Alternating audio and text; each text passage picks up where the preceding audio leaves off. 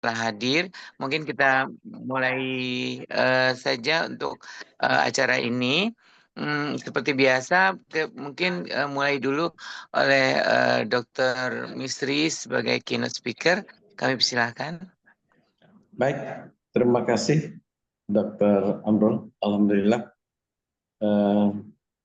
Kita mulai saja. Bismillahirrahmanirrahim. Assalamualaikum warahmatullahi wabarakatuh. Waalaikumsalam warahmatullahi Waalaikumsalam warahmatullahi wabarakatuh. wabarakatuh.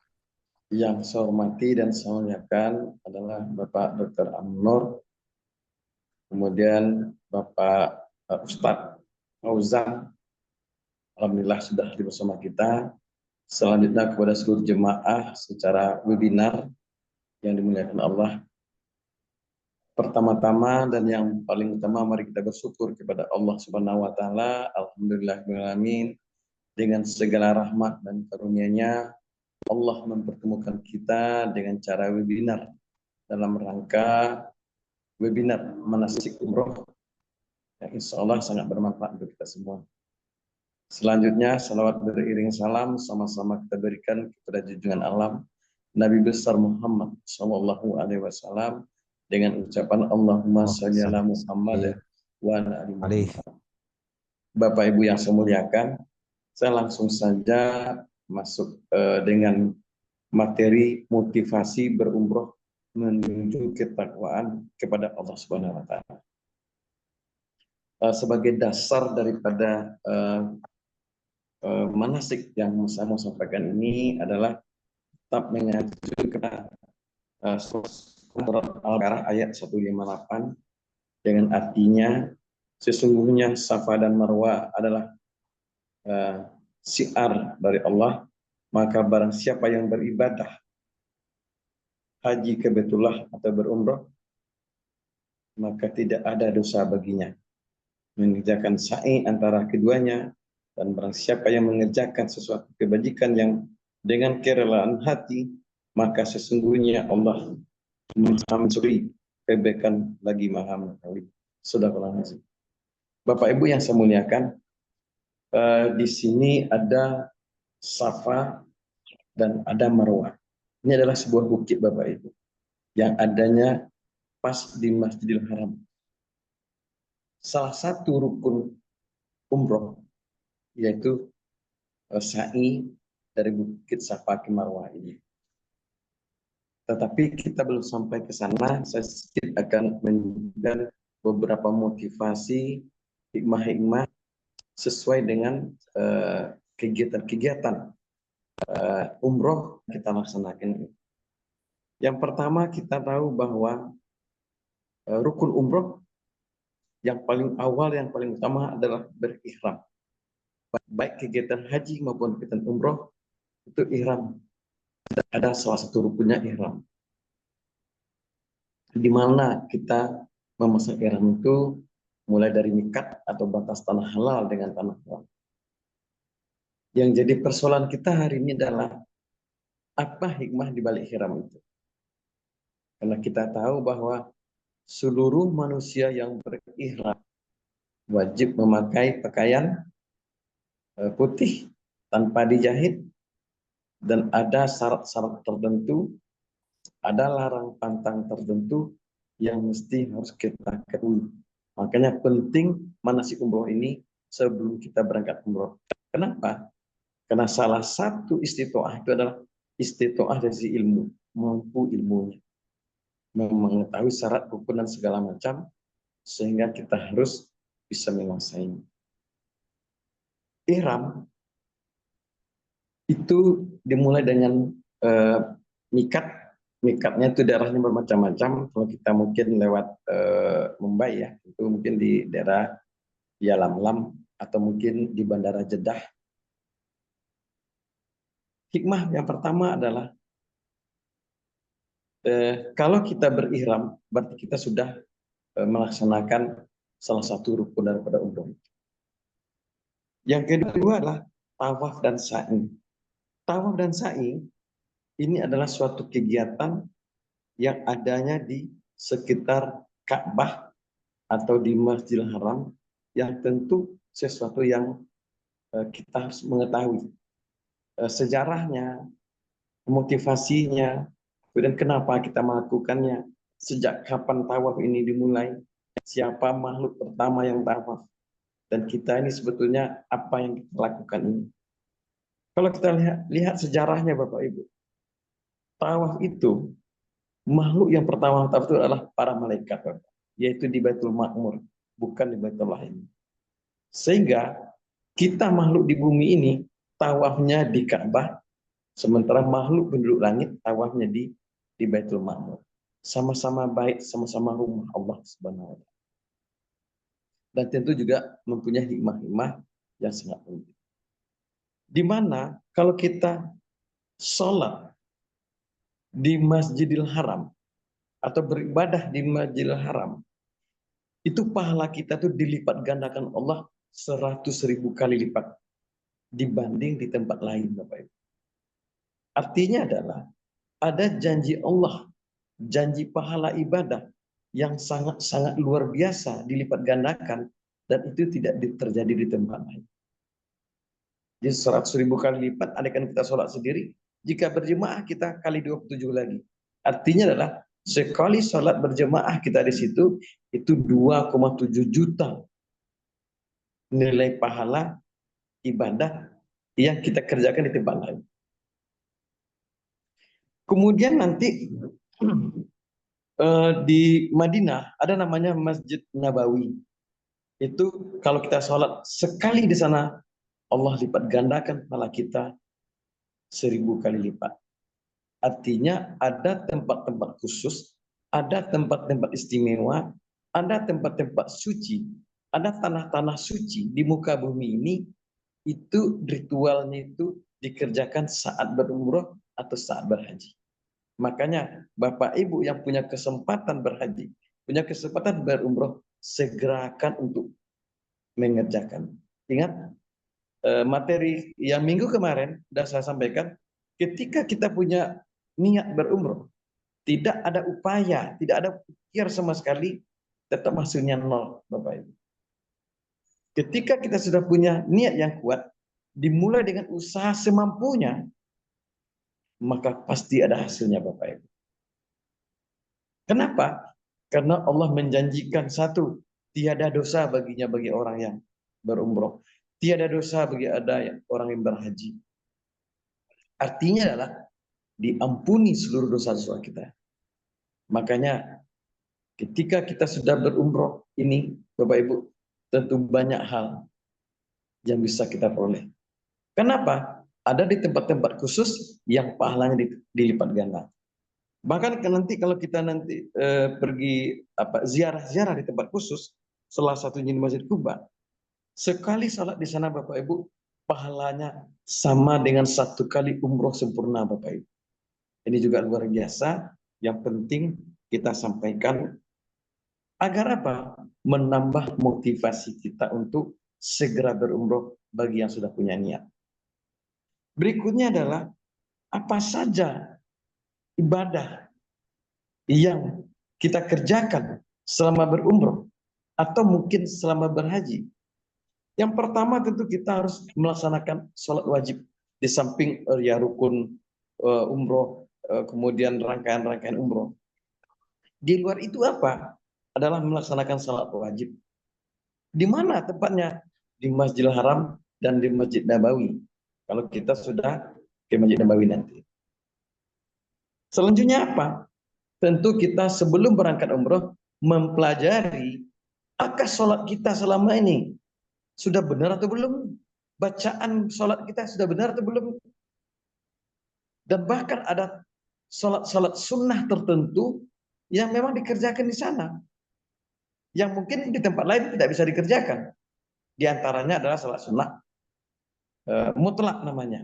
Ada tempat-tempat khusus yang kita kerjakan. Kemudian apalagi yang dikerjakan sana? Sholat jenazah Bapak Ibu.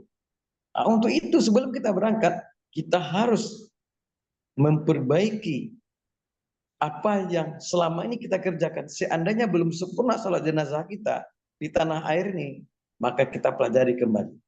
Supaya apa? Supaya di sana lebih sempurna ibadah kita. Kenapa? ada nilai pahala yang Allah janjikan melampaui daripada ekspektasi kita. Bahkan Allah janjikan sampai 100.000 kali lipat dibanding dengan di tempat lain. Kenapa? Sholat jenazah di sana itu setiap waktu. Habis sholat wajib, sholat jenazah. Karena setiap hari ada yang meninggal yang disolatkan baik di Masjidil Haram maupun di Masjid Nabawi. Nah, tentu kita, karena kita salah satu yang mensolatkan jenazah saudara muslim kita, tentu kita juga harus mempelajari lebih tentang masalah sholat jenazah. Lantas apalagi yang kita kerjakan di sana? Adalah berzikir, Bapak Ibu. Tentu kita harus tahu zikir-zikir apa yang kita harus lakukan. Sehingga apa yang kita kerjakan tadi itu maksimal, efektif, efisien selama di tanah suci itu. Kenapa? Sangat langka momentum kita, apa yang kita kerjakan di tanah suci itu selama itu. Makanya persiapan kita umroh di tanah air ini, inilah persiapan yang sangat mantap, yang sangat bagus. Makanya webinar umroh, manasik umroh ini sesuatu ide yang luar biasa yang bisa menambah pengetahuan para jemaah sebelum berangkat. Luar biasa. Apalagi yang dikerjakan adalah berdoa, Bapak. Ingat, di tanah suci, baik di Mekah maupun di Madinah, ada tempat-tempat yang mustajab ketika kita berdoa, Bapak Ibu. Di mana saja? Contohnya, Bapak Ibu, kalau di sekitar Masjidil Haram, itu ada multazam namanya. Ada suatu tempat antara rukun Hajar Aswad dengan pintunya Ka'bah. Itu namanya multazam. Di mana lagi? Di makam Ibrahim. Di mana lagi? Di Hajar Aswad itu. Di mana lagi? Di Hijr Ismail dan sebagainya. Kalau di Madinah ada namanya Raudah, yaitu bagian dari taman surga. Di situ kalau bisa sholat saja di sana, berdoa di sana sebaik-baiknya, ini luar biasa. Jadi antara mimbar Nabi dengan rumah Nabi sekarang menjadi kuburannya. Antara itulah Raudah, Bapak Ibu. Yang ini bukan hanya kita baca di buku, bukan hanya kita mendengar dari para guru-guru kita, daripada ustaz-ustaz kita, tetapi kita langsung hadir melihat di sana. Hadir kita di situ melihat apa yang ada di situ.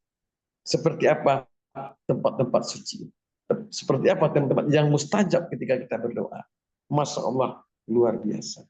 Nah, untuk itu Bapak Ibu, penting kita berilmu sebelum kita melaksanakan umroh. Karena salah satu istitoah daripada berumroh itu adalah istitoah ilmu. Dengan cara apa? Dengan cara manasik.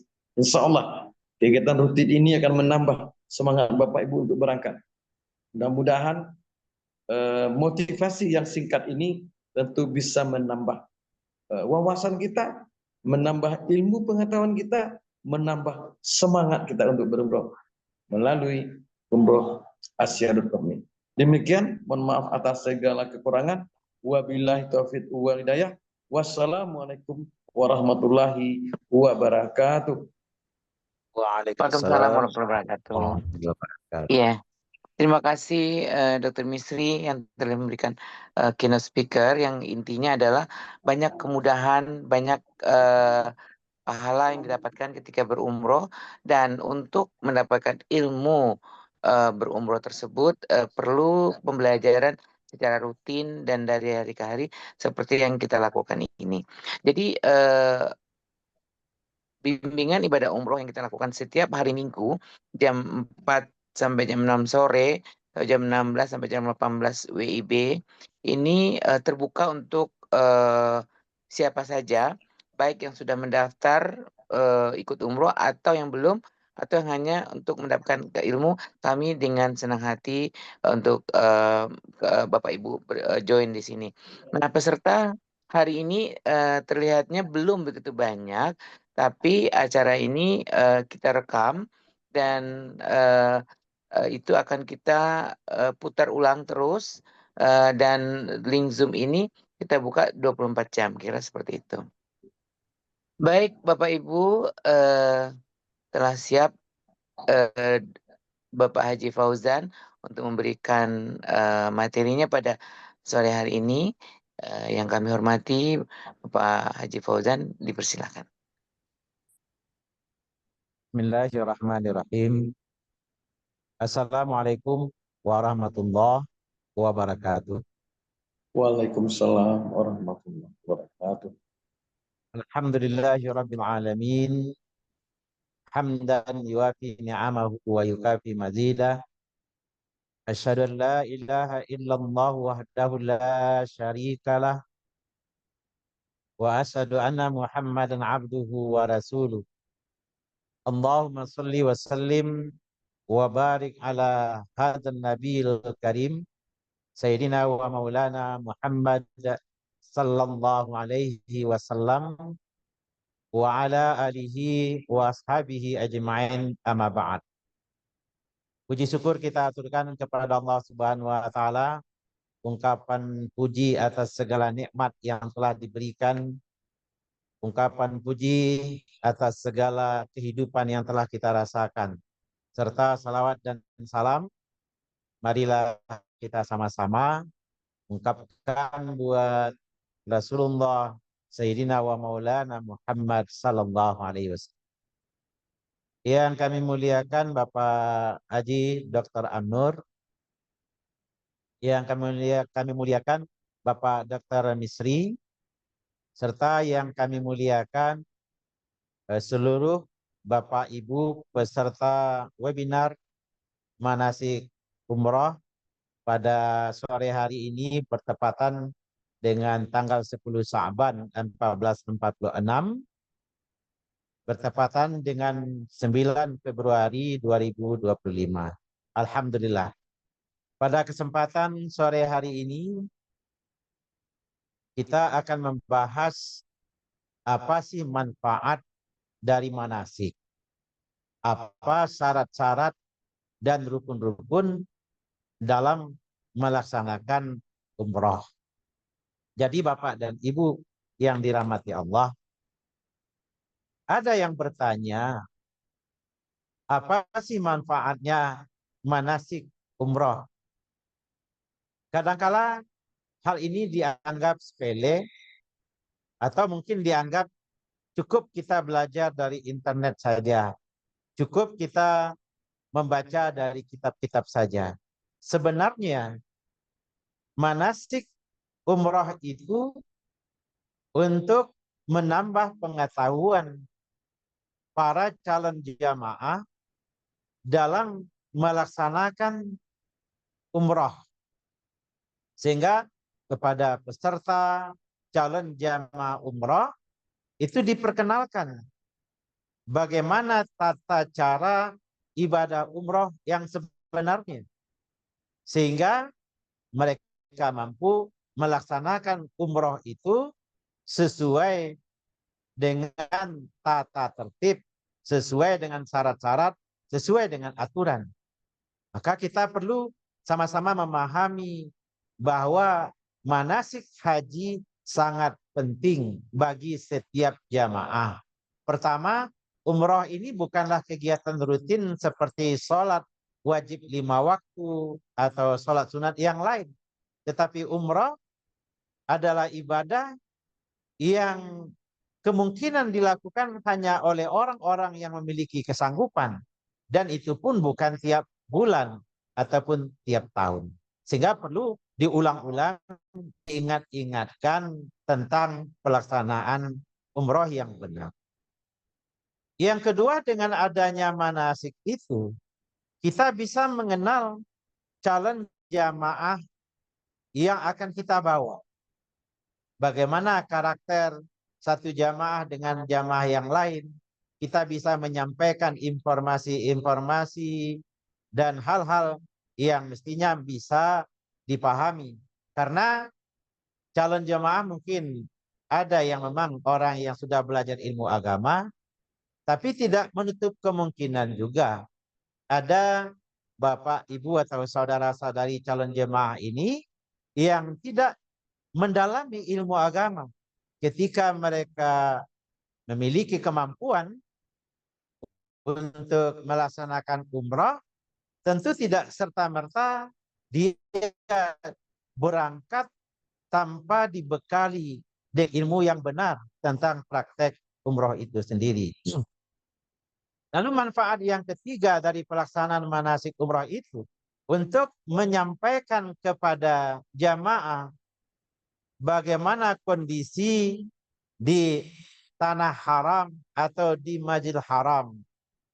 Tentu kita paham Bapak Ibu saudara-saudari peserta webinar yang dirahmati Allah Subhanahu wa taala, negeri Arab dengan cuaca yang ekstrim, kalau panasnya bisa mencapai 50 derajat Celcius, kalau dinginnya bisa mencapai 5 derajat Celcius, apa yang harus dipersiapkan oleh peserta?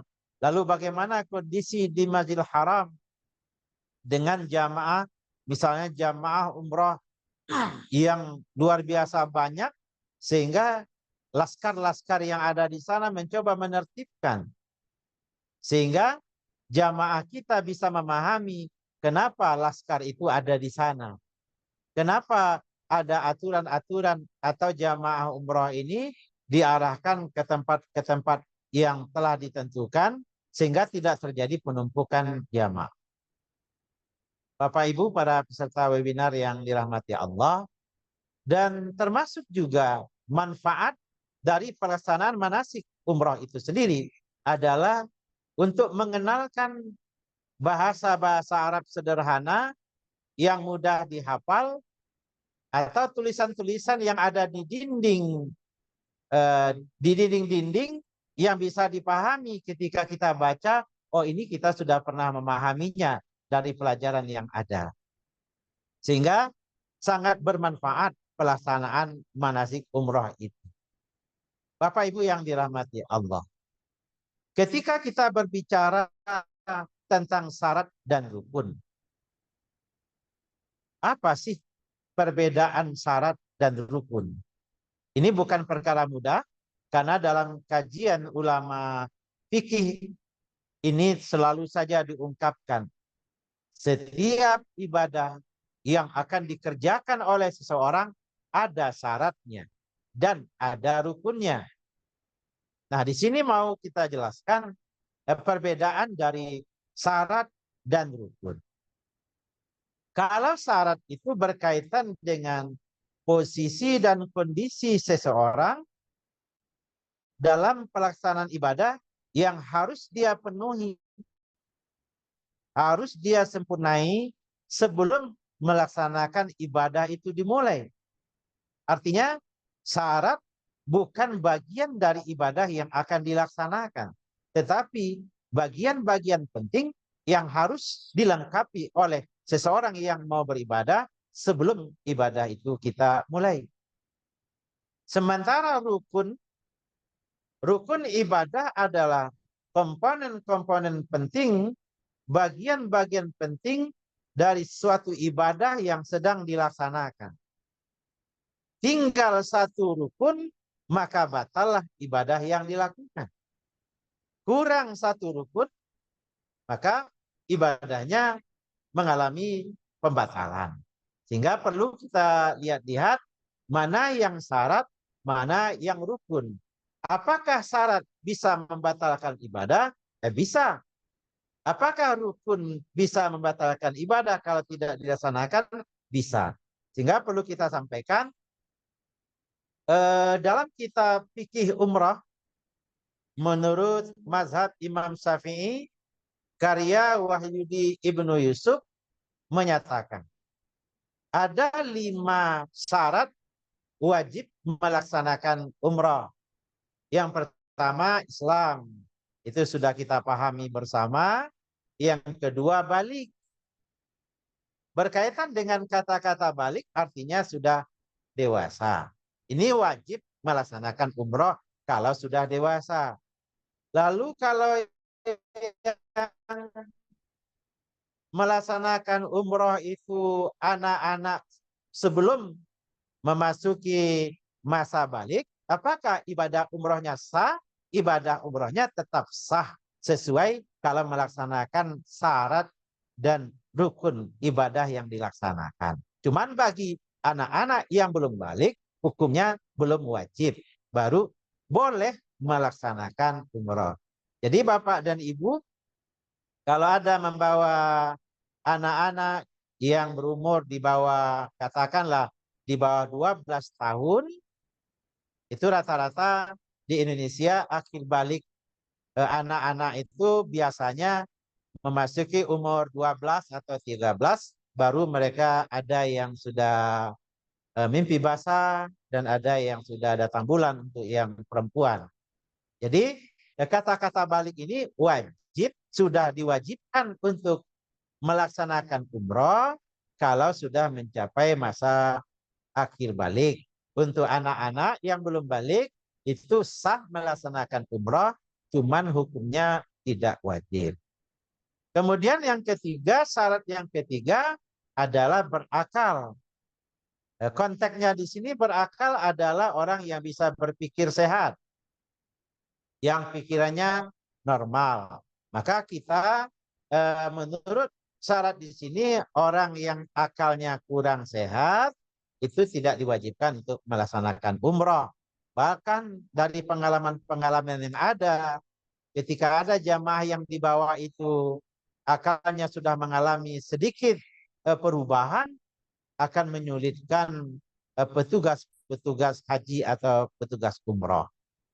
Yang kelima, yang keempat, syarat melaksanakan umroh itu aman dalam perjalanan. Ya, apakah dari sisi pesawat dengan udara yang cukup bersahabat, atau yang berangkat melalui kapal laut dengan kondisi air di laut yang aman, atau juga termasuk negara yang bersangkutan adalah negara yang sedang aman, tidak ada konflik, tidak ada perperangan, atau sesuatu misalnya penyakit yang menular seperti yang dialami pada COVID-19, di mana negara-negara banyak mengalami penyakit sehingga tidak memungkinkan untuk melaksanakan perjalanan. Dan ini perlu juga diperhatikan bagaimana negara yang bersangkutan dan negara yang akan dituju dalam keadaan aman, tidak dalam keadaan yang menakutkan atau akan menimbulkan kemudaratan. Lalu ada rukun syarat yang kelima itu seperti yang disampaikan oleh Bapak Misri tadi, mampu atau istita'ah.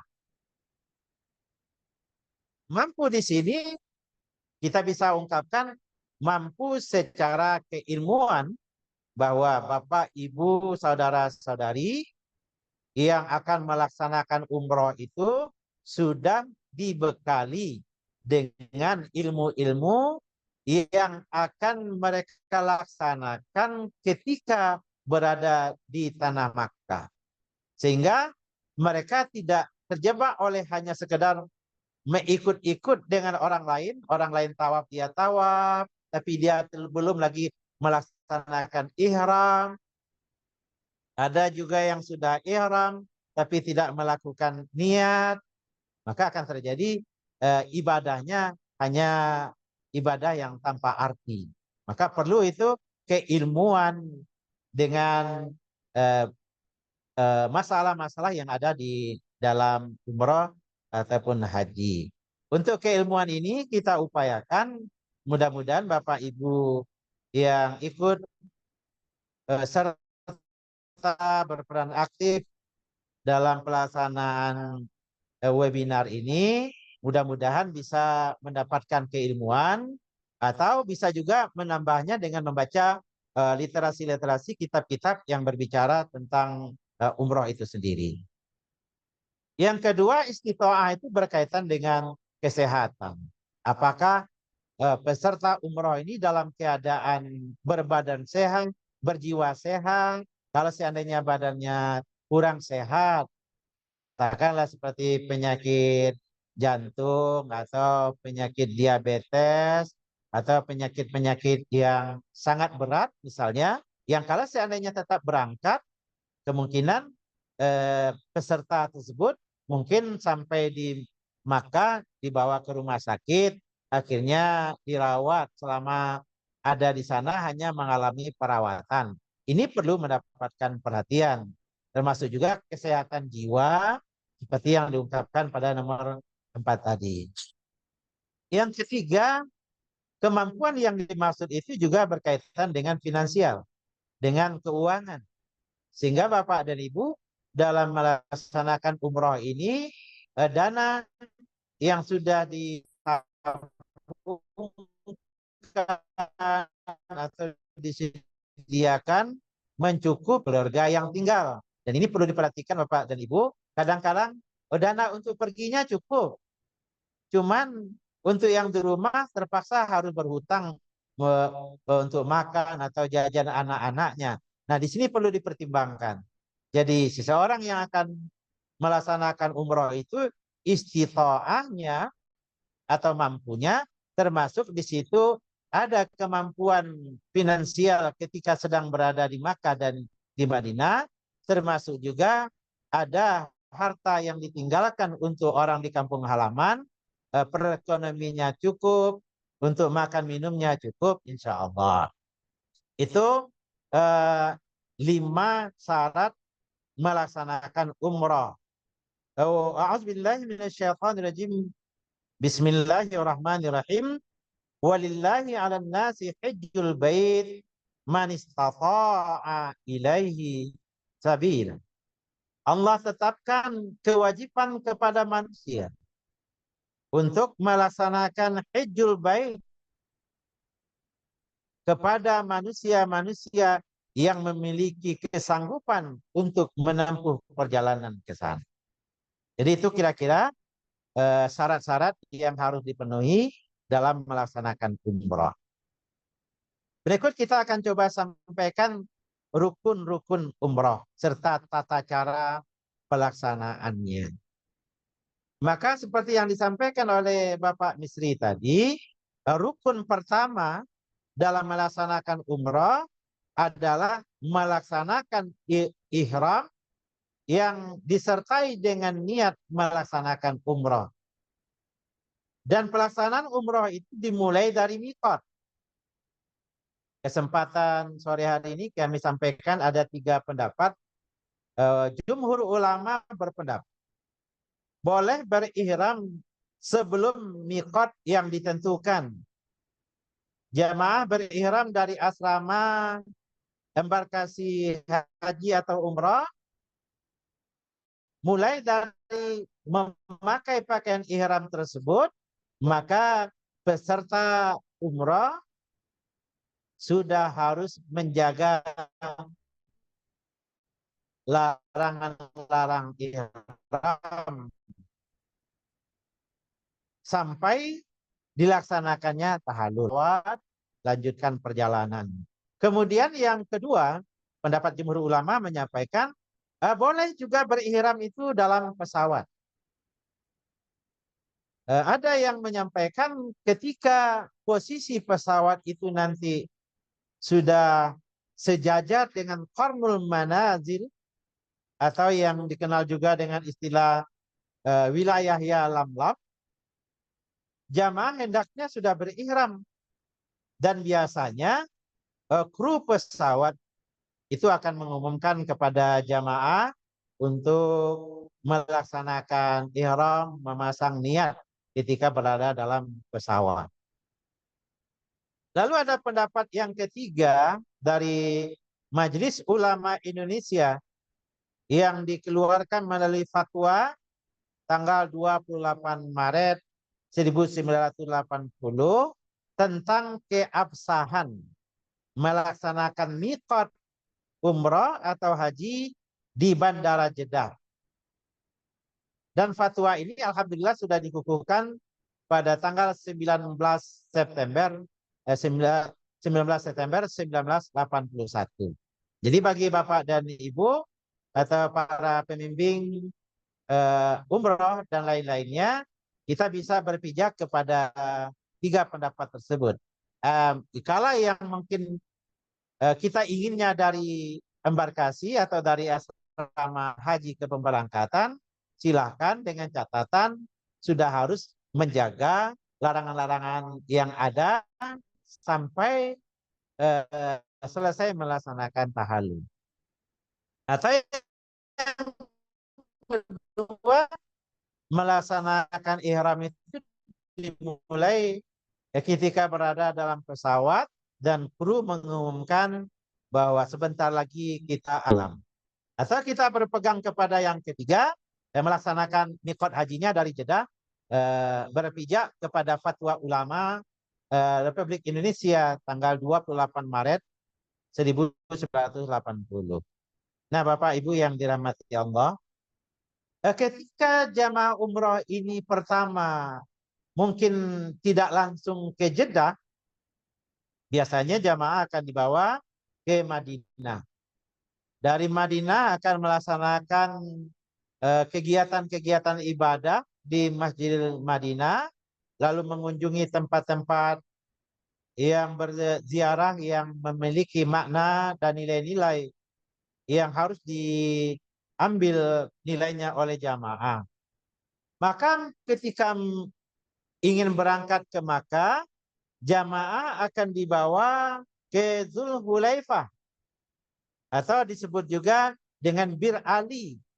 Maka para jamaah di Bir Ali itu siap-siap untuk melaksanakan ya pertama mandi sunat ihram, kemudian memakai pakaian ihram dengan catatan tadi sudah disampaikan oleh Bapak Misri, pakaian ihram itu berwarna putih, tidak dijahit. Untuk yang laki-laki tidak boleh memakai pakaian dalam.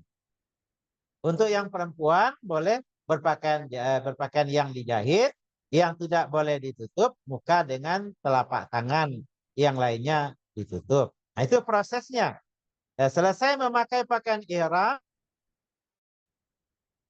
maka jamaah dianjurkan untuk berduduk melaksanakan sholat sunat ihram 2 rakaat. Selanjutnya ketika memulai perjalanan dari Madinah, dari Zulhulaifah atau Bir Ali, maka para jamaah dianjurkan untuk membaca labbaik Allahumma umratan. Artinya, aku sambut panggilanmu ya Allah untuk mengajarkan umrah. Atau bisa juga menggunakan nawaitu umrah wa ahramtu bihi lillah. Labbaik Allahumma umratan. Yang artinya aku berniat melaksanakan umrah dan berihram karena Allah Subhanahu wa taala. Aku sambut panggilanmu ya Allah untuk melaksanakan umrah. Jadi kita bisa memilih di antara dua niat itu, mau memakai labbaik Allahumma umratan atau niatnya menggunakan nawaitu umrah wa ahramtu bihi lillah labbaik Allahumma umratan. Bapak Ibu para peserta webinar yang kami muliakan, maka memakai pakaian ihram itu telah dikenakan, perlu diingat-ingat oleh Bapak dan Ibu. Bagi kaum pria, kalau sudah memakai pakaian ihram, maka dilarang untuk memakai pakaian biasa. Dilarang memakai kaos kaki yang menutupi mata kaki. Dilarang memakai peci atau penutup kepala seperti topi, peci, dan lain sebagainya. Ini khusus untuk kaum bapak. Sedangkan untuk kaum ibu itu dilarang untuk memakai kaos tangan dan menutup mukanya. Sementara untuk pakaian ihramnya bisa kita lihat di slide berikutnya bagaimana pakaian ihram untuk laki-laki dan perempuan bisa kita tampilkan di situ Bapak dan Ibu. Pakaian ihram laki-laki terdiri dari 2 lembar kain berwarna putih yang tidak berjahit. Lengan sebelah kirinya tertutup, dengan sebelah kanannya terbuka. Nah, Bapak dan Ibu, untuk menjaga keamanan, maka dibolehkan memakai ikat pinggang. Ikat pinggang dalam pelaksanaan umroh dan haji itu tidak dianggap sebagai pakaian, tapi itu hanyalah sebagai pelengkap atau imitasi dari pakaian yang sedang dipakai. Adapun untuk yang perempuan, maka pakaian biasa yang menutup semua badan, kecuali muka, kedua telapak tangan. Bapak Ibu yang dirahmati Allah Subhanahu wa taala. Kalau sudah memakai pakaian ihram itu, yang perlu diingat lagi adalah menjaga dari larangan-larangan yang menyebabkan umrah itu larangan-larangan yang tidak boleh dilakukan oleh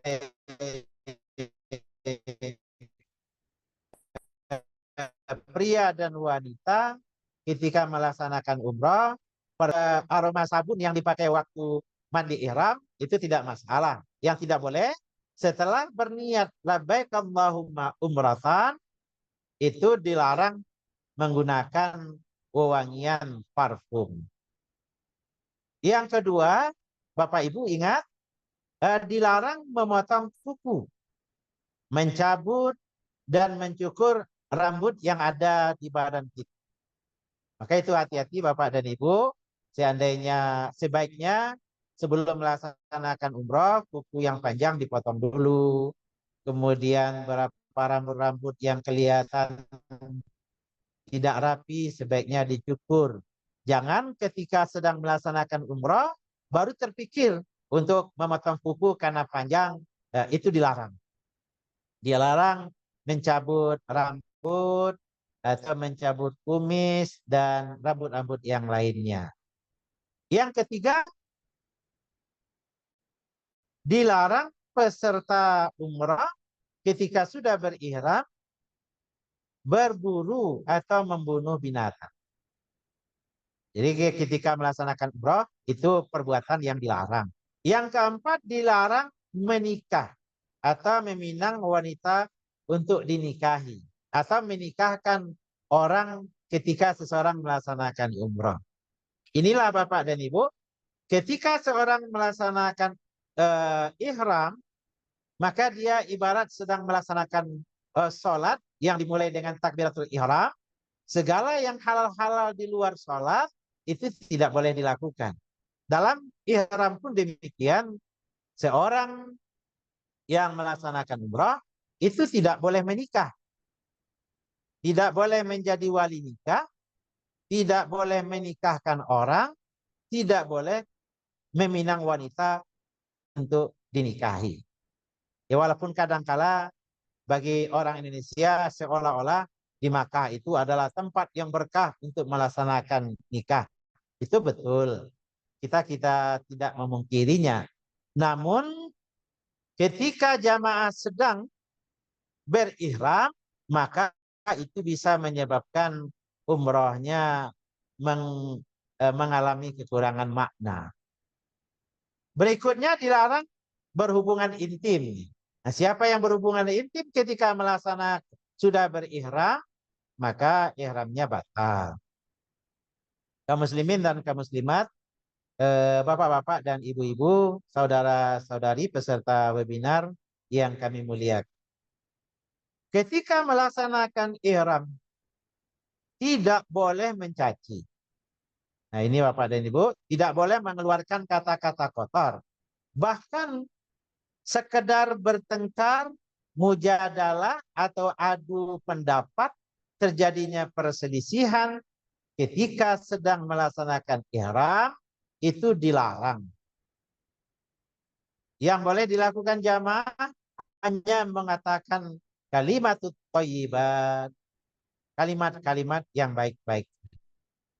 Kemudian untuk para jamaah yang sedang ihram dilarang memotong, mencabut tanaman di sekitar Makkah. Ini termasuk larangan-larangan ketika seorang jamaah sudah melaksanakan ihram umroh. Selanjutnya eh, ketika ihram perjalanan dilanjutkan baik dari Jeddah atau dari Bir Ali, perjalanan menuju Masjidil Haram. Apa yang harus dilakukan oleh jamaah ketika sampai melaksanakan perjalanan? Itu membaca talbiyah. Labbaik Allahumma labbaik, labbaik la syarika lak labbaik, innal hamda wan ni'mata lak wal mulk la syarika lak. Jadi itu dibaca sepanjang perjalanan. Labbaik Allahumma labbaik, labbaik la syarika lak labbaik, innal hamda wan ni'mata lak wal mulk la syarika lak. Itu diulang-ulang membacanya sampai jamaah memulai pelaksanaan tawaf. Jadi membaca talbiyah itu baru berhentinya ketika jamaah akan memulai pelaksanaan tawaf. Semakin banyak membaca talbiyah itu semakin baik. Bapak Ibu saudara-saudari para peserta webinar yang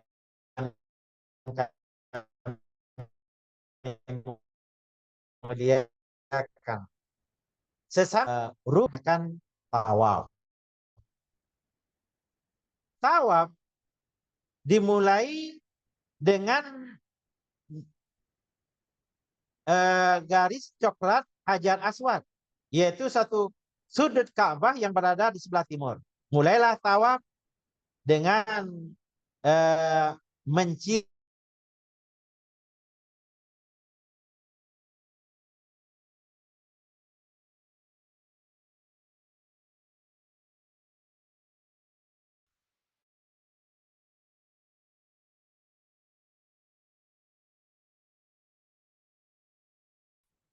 pelaksanaan ini berdasarkan hadis Nabi dari Abis bin Rabi'ah.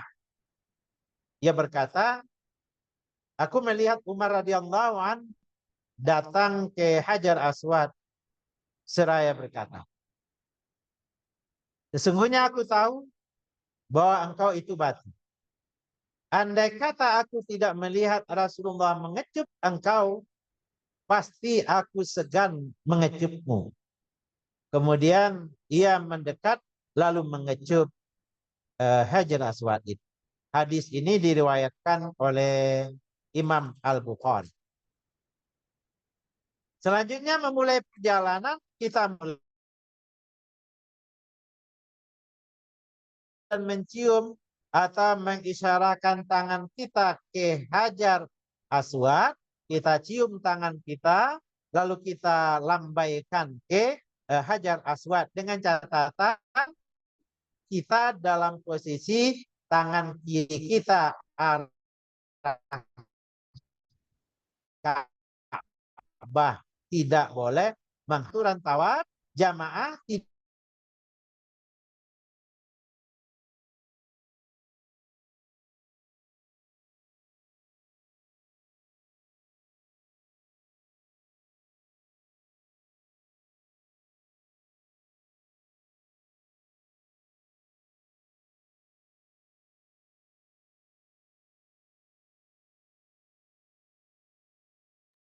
Terlempar ya Pak Ustadz. Ya mungkin untuk kita bersama-sama. Ya silakan. gimana Pak? Baik. Untuk tawaf yang 1 sampai 3 itu kita dianjurkan agak sedikit lari-lari kecil. Adapun tawaf yang keempat untuk selanjutnya itu untuk berjalan seperti biasa saja. Nah, Bapak dan Ibu, apa sih yang dikerjakan ketika tawaf atau apa yang diucapkan, yang dibaca ketika tawaf? Sebenarnya tidak ada ketentuan yang menentukan apa yang harus dibaca ketika tawaf. Namun ketika jamaah mengitari Ka'bah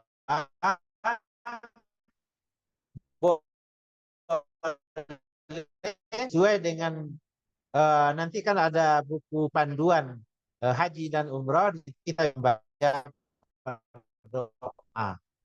Namun yang sangat dianjurkan Bapak dan Ibu, apa yang disebut dengan rukun Yamani, antara itu sampai ke sudut Hajar Aswad, kita dianjurkan membaca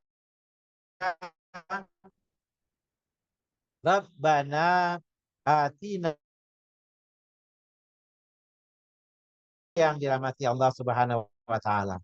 Jadi tidak banyak anjuran untuk membaca yang lain-lain. Yang kita perlukan adalah berdoa untuk kebaikan.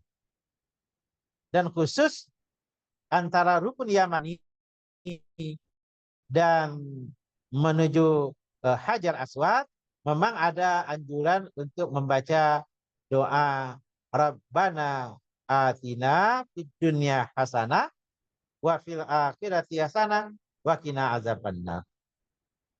Selanjutnya, Bapak Ibu para calon jamaah atau para pembimbing jamaah umrah, ada beberapa kesalahan umum yang harus dihindari saat tawaf. Ini sepertinya tidak terlampau diperhatikan oleh jamaah.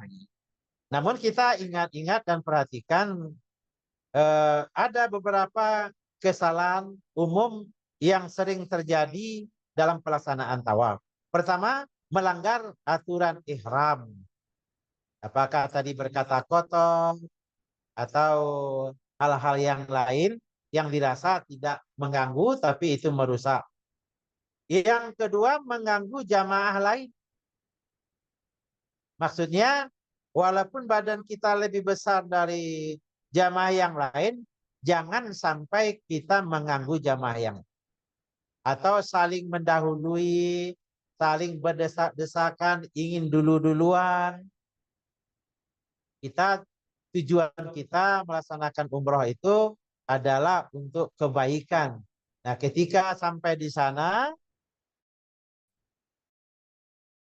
ada gangguan dari jamaah yang lain, lalu kita terpancing untuk mengganggu jamaah yang lain, artinya ada sedikit kegagalan dalam memahami pelaksanaan tawaf. Yang ketiga, Bapak dan Ibu, tidak memperhatikan kebersihan. Ada yang kadang meludah di lantai Masjidil Haram, ada yang membuang tisu, ada yang membuang bungkus permen. Nah, ini perlu mendapatkan perhatian daripada jamaah kita. Bapak dan Ibu yang dirahmati Allah, mengutip dari buku tuntunan manasik haji dan umrah yang diterbitkan oleh Kementerian Agama, syarat-syarat sah tawaf pertama, suci dari hadas dan najis. Nah, ini Bapak dan Ibu, kita harus dalam keadaan berwudu. Kalau wudu kita batal bagaimana? Ya berwudu kembali. Namun ketika terjadi persentuhan laki-laki dan perempuan, yang menurut Imam Syafi'i membatalkan wudu, di saat itu Bapak dan Ibu, kita bisa belajar daripada mazhab Imam Malik. Saat darurat itu untuk boleh ketika bersentuhan laki-laki dan perempuan, kita mengambil ilmunya Imam Malik, bahwa saat itu kita akan memakai mazhab Imam Malik, sehingga bersentuhnya kulit laki-laki dan perempuan tidak membatalkan wudhu. Maka Bapak dan Ibu bisa dibayangkan kalau kita terjebak oleh persentuhan-persentuhan yang tidak disengaja pun, kalau kita tetap bertahan dengan mazhab Imam Syafi'i, kemungkinan tawaf kita tidak selesai-selesai, tidak kelar-kelar. Yang kedua, syarat sah tawaf juga, aurat harus dalam keadaan tertutup. Maka hati-hati Bapak-bapak dan ibu-ibu dalam menghadapi kondisi yang seperti begini. Yang ketiga, berada di dalam Masjidil Haram. Apa yang dimaksud dalam Masjidil Haram? Termasuk area perluasan pada lantai 2 lantai 3 atau lantai 4. Meskipun dengan posisi melebihi ketinggian dari Ka'bah. Dan hal itu terhalang antara dirinya dengan Ka'bah oleh itu. Tapi itu sudah menurut pendapat ulama, itu boleh melakukan di sana. Yang keempat, syarat sah tawafnya adalah memulai tawaf dari Hajar Aswad. Ka'bah berada di sebelah kiri jamaah. Yang keenam, di luar Ka'bah tidak boleh dalam Hijri Ismail. Jadi selama melaksanakan tawaf, kita tidak dianjurkan masuk ke Hijri Ismail. Karena Hijri Ismail itu masih termasuk dalam bagian Ka'bah itu sendiri. Dan syarat sah yang ketujuh adalah mengelilingi Ka'bah sebanyak 7 kali putaran. Kaum muslimin dan kaum muslimat, Bapak Ibu, saudara-saudari peserta webinar yang dirahmati Allah Subhanahu wa taala. Ada doa-doa tadi yang telah kami sampaikan, Bapak Ibu bisa memilih ketika melaksanakan tawaf. Ada juga dianjurkan membaca doa Allahumma antas salam wa minkas salam wa hayyina rabbana bis salam wa adkhilna jannata daras salam tabarakta wa ta'ala ya dzal jalali wal ikram Allahumma ftah li abwaba rahmatik wa maghfiratik wa adkhilni fiha bismillah walhamdulillah wa salatu wassalam ala rasulillah. Atau boleh juga kita hanya membaca satu doa, Rabbana atina fid dunya fil akhirati hasanah wa qina azabannar. Nah, Bapak Ibu, selesai kita melaksanakan tawaf, kita dianjurkan untuk melaksanakan sholat 2 rakaat. Itu di depan makam Ibrahim. Maka Bapak dan Ibu perlu dipahami, makam Ibrahim itu bukan kuburannya Nabi Ibrahim. Yang dimaksud dengan makam Ibrahim itu adalah tempat berdirinya Nabi Ibrahim pertama kali ketika membangun Ka'bah. Maka di sana dianjurkan untuk melaksanakan sholat 2 rakaat dengan aturan pada rakaat pertama membaca Al-Fatihah dan surat Al-Kafirun, dan pada rakaat yang kedua membaca surat Al-Fatihah dengan surat Al-Ikhlas. Nah, selesai melaksanakan sholat 2 rakaat, silakan berdoa Bapak dan Ibu. Dan dilanjutkan istirahat sebentar untuk minum air zam-zam. Nah, ketika meminum air zam-zam, ada juga doa yang harus kita baca. Allahumma inni as'aluka ilman nafi'a wa rizqan wasi'an wa shifaan min kulli da'in wa saqamin birahmatika ya arhamar rahimin. Jadi boleh selesai membaca meminum air zam-zam, kita dianjurkan untuk membaca doa tadi. Kalau kita artikan Allahumma inni as'aluka, ya Allah, saya meminta kepadamu ilmu yang bermanfaat, wa rizqan wasi'an, dan rizki yang luas, wa shifaan min kulli da', dan kesembuhan dari segala penyakit, birahmatika, dengan rahmatmu ya yang maha memberikan kasih sayang. Selanjutnya, selesai kita minum air zam-zam, kita menuju bukit Safa untuk mengawali pelaksanaan sa'i. Jadi sa'i dimulai dari bukit Safa menuju ke Marwah, yang dihitung sekali perjalanan itu dihitung 1 keliling. Dari Safa ke Marwah dihitung 1, dari Marwah menuju ke Safa kembali dihitung 1. Sehingga pelaksanaan sa'i ini nanti berakhir di Marwah. Sa'i yang dilakukan dengan berjalan, akan tetapi ketika berada di batas antara 2 lampu hijau, kita dianjurkan untuk lari-lari kecil. Bapak dan Ibu yang dirahmati Allah, dan selesai kita melaksanakan sa'i, kita berhenti di Marwah untuk melaksanakan namanya tahallul, ya, rukun umrah yang sebelum yang terakhir, yaitu melaksanakan tahallul. Apa maksud dari tahallul? Tahallul itu berarti kita sudah selesai melaksanakan ihram, selanjutnya kita boleh untuk melakukan apa-apa yang sebelumnya terlarang ketika melaksanakan memakai pakaian ihram. Untuk yang laki-laki dianjurkan untuk mencukur gundul kepalanya.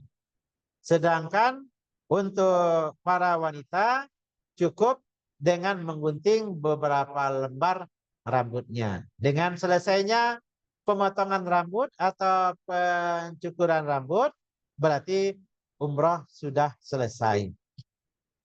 Dan rukun umroh yang terakhir adalah tertib. Apa maksud tertib? Rukun tadi harus dilaksanakan beruntut dari ihram sampai melaksanakan tawaf, melaksanakan sa'i, melaksanakan tahallul. Nah, itu yang dimaksud dengan tertib. Sehingga tidak boleh dibulak-balik. Sa'i dulu baru ihram, tidak boleh. Tawaf dulu baru ihram, tidak boleh. Tetap aturannya ihram beserta niat, melaksanakan tawaf, melaksanakan sa'i, melaksanakan tahallul. Jadi itulah Bapak dan Ibu, sekedar penyampaian kami tentang syarat-syarat dan rukun pelaksanaan umroh. Mudah-mudahan ada manfaatnya. Kita kembalikan kepada Bapak Amnur. Ya, baik. Assalamualaikum warahmatullahi wabarakatuh. Waalaikumsalam warahmatullahi wabarakatuh. Ya, baik Pak Ustadz. Tunggu sangat jelas ya antara pemahaman, rukun, dan syarat yang telah disampaikan Pak Fauzan tadi. Bapak Ibu yang ingin bertanya atau mendapatkan penjelasan lebih lanjut, kami persilakan.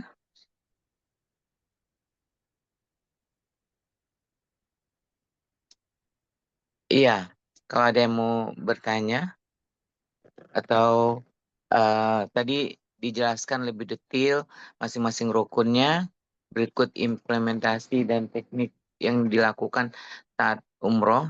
Nah, sekiranya masih ada yang belum jelas atau yang perlu diklarifikasi, kami persilakan Bapak Ibu.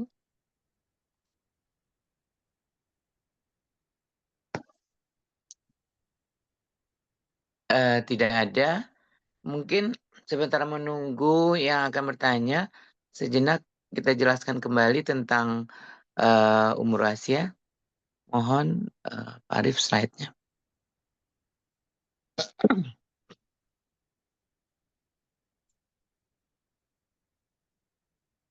Makan dan perlengkapan itu tidak menjadi wajib untuk satu umroh, dan bisa makan bawa sendiri, dan kemudian perlengkapan bisa memakai koper sendiri, dan kemudian pakaian ihram dan lain-lain tidak mesti beli yang baru, boleh pakai yang sudah ada atau pinjam ke tetangga dan lain-lain. Intinya kami ingin memberikan yang terbaik dan semoga banyak yang mengikuti umroh.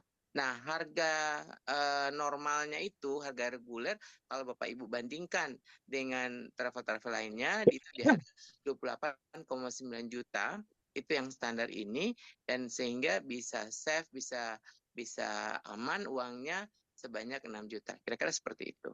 Next. Rekamannya. Nah, boleh slide-nya aja Pak Arif. Dilihat langsung, Bapak Ibu bisa daftar dulu untuk mendapatkan harga yang iya, itu mohon izin Pak Ustadz dan Pak Misri, Dr. Misri, bahwa setiap acara ini kami rekam, dan kemudian rekamannya itu bisa diulang lagi di sini, atau bisa di-share ke teman-teman lain di grup, supaya yang tidak hadir pada hari ini bisa mendapatkan ilmu juga, kira-kira seperti itu. Ya, boleh slide-nya. Oh, ini udah ada slide-nya. Boleh. Baik. Ya. Baik Bapak Ibu, kami mengulangkan kembali bahwa umrohasia.com ini dari PT Putih Kayu Tour Travel International, dan ada beberapa media sosial yang bisa Bapak Ibu lihat, seperti mulai dari emailnya umrohasia@yahoo.com, dan kemudian ada Facebook, ada bisa lihat di TikTok bahwa semua kegiatan-kegiatan Umroh Asia bisa disaksikan di sana. Oke, next. Nah, ini kantor pusat. Kantor pusat kami berada di Sumatera Barat, tepatnya di Ayatabi, Ampang Gadang, Empat Angkat, Agam, Sumatera Barat. Dan ini yang merupakan salah satu persyaratan untuk mendapatkan izin travel umroh.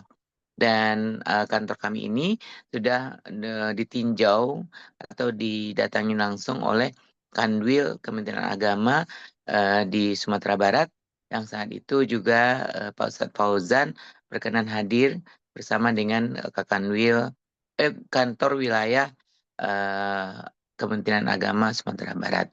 Nah, untuk memudahkan korespondensi dan lain-lain, kami memanfaatkan lokasi di Jakarta, tepatnya di Jalan Manggis 1 nomor 22, Manggarai Selatan, Tebet, sebagai alamat koresponden. Jadi Bapak Ibu yang belum paham tentang teknik pendaftaran melalui umrohasia.com atau berkonsultasi lebih lanjut, bisa mendatangin kami di Jalan Manggis 1 nomor 27 yang sifatnya untuk konsultasi, dan selanjutnya kami nanti akan mengajarkan teknik pendaftaran melalui online umrohasia.com. Next. Nah, ini Umroh Asia, aplikasinya sangat mudah. Bapak Ibu tinggal masuk ke browser, nah tinggal ketik Umroh Asia, nanti akan muncul seperti ini. Nah, setelah muncul, dilanjutkan, tinggal dipilih menu-menu yang ada di aplikasi tersebut. Next.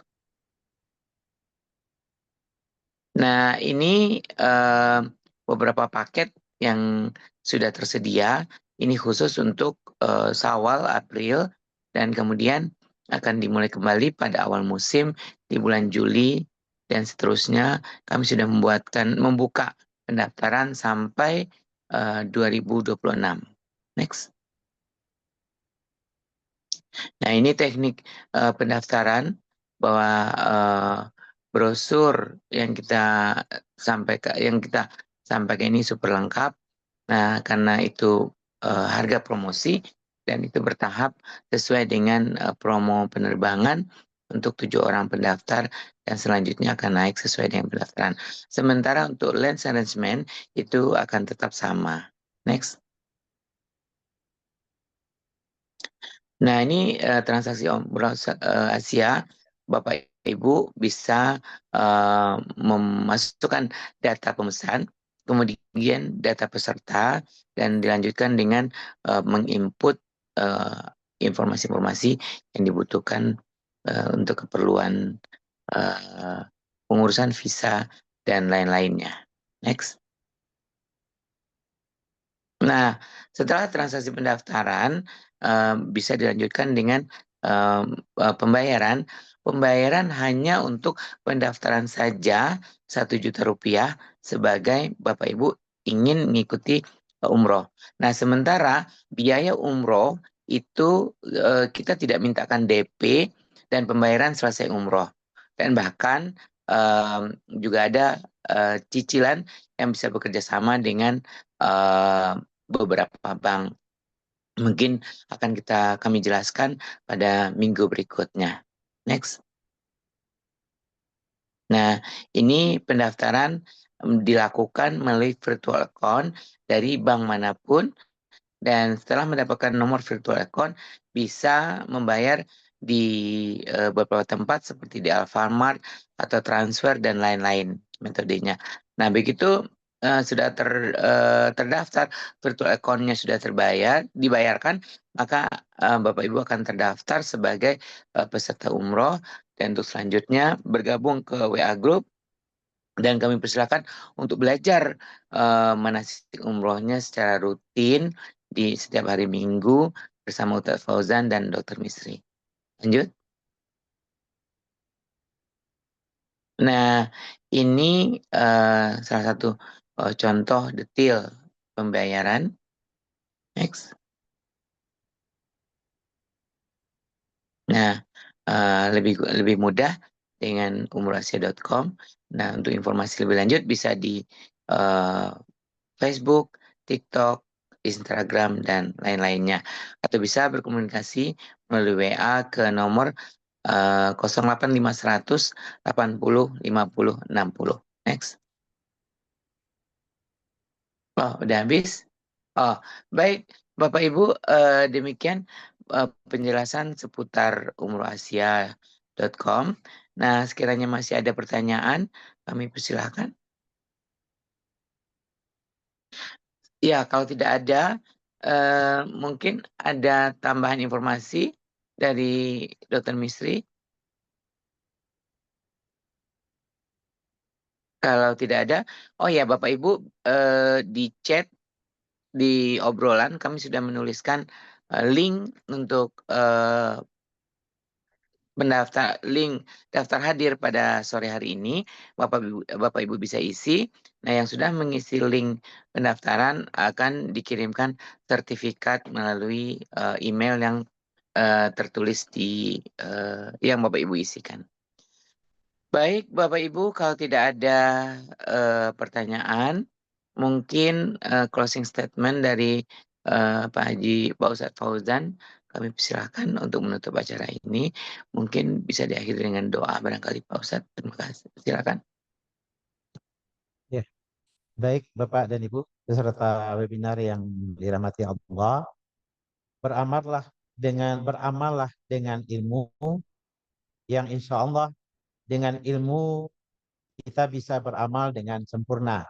Karena kalau beramal tanpa ilmu, ya bagaikan pepatah lama mengatakan al-amalu bila ilmin, beramal tanpa ilmu bagaikan tumbuh-tumbuhan tidak ada buahnya. Baik, mari kita berdoa kepada Allah Subhanahu wa taala, bermunajat kepada Allah, bermuajahah. A'udzubillahi minasyaitonirrajim. Bismillahirrahmanirrahim. Alhamdulillahi rabbil alamin. Wassalatu wassalamu ala asyrafil anbiya'i wal mursalin wa ala alihi wa ashabihi ajma'in. Ya Allah ya Rahman ya Rahim, irhamna ya Allah ya Arhamar Rahimin. Rabbana zalamna anfusana wa illam taghfir lana wa tarhamna lanakuna minal khasirin. Rabbana la tuzigh qulubana ba'da idh hadaitana wa hab lana min ladunka rahmah innaka la tukhliful mi'ad. Rabbana faghfir lana dzunubana wa kaffir 'anna sayyi'atina wa tawaffana ma'al abrar. Allahumma inna nas'aluka ridhaka wal jannah wa na'udzubika min sakhatika wan nar. Rabbana hab lana min azwajina wa dzurriyyatina qurrata a'yun waj'alna lil muttaqina imama. Allahumma ya Rahman ya Rahim irhamna ya Allah ya Rahman ya Rahim. Allahumma barik lana fi Rajab wa Sya'ban wa balighna Ramadan. Allahumma barik lana fi Rajab wa Sya'ban wa balighna Ramadan. Allahumma barik lana fi Rajab wa Sya'ban wa balighna Ramadan. Ya Allah, mudahkanlah rezeki kami dan bukakanlah hati kami untuk melaksanakan umrah di jalan-Mu ya Allah. Ya Allah, berikanlah rezeki yang melimpah ruah. Berikanlah kami rezeki yang luas dan berikanlah kami kesempatan untuk memenuhi panggilan-Mu ke tanah suci Masjidil Haram untuk melaksanakan umrah ya Allah. Ya Allah ya Rabbi Allah, Rabbana atina fid dunya hasanah wa fil akhirati hasanah wa qina azabannar. Wa sallallahu ala sayyidina Muhammadin wa ala alihi wa sahbihi ajma'in walhamdulillahi rabbil alamin. Assalamualaikum warahmatullahi wabarakatuh. Waalaikumsalam warahmatullahi wabarakatuh. Ya, amin, amin ya rabbal alamin. Terima kasih Pak Ustadz Fauzan, Dr. Misri, Bapak Ibu semuanya yang telah berkenan hadir. Sampai berjumpa kembali di minggu depan pada jam yang sama, jam 16.00 kita mulai. Terima kasih. Wabillahi taufiq wal hidayah. Assalamualaikum warahmatullahi wabarakatuh. Ya, terima kasih Pak Ustadz Fauzan dan timnya. Ya, sama-sama.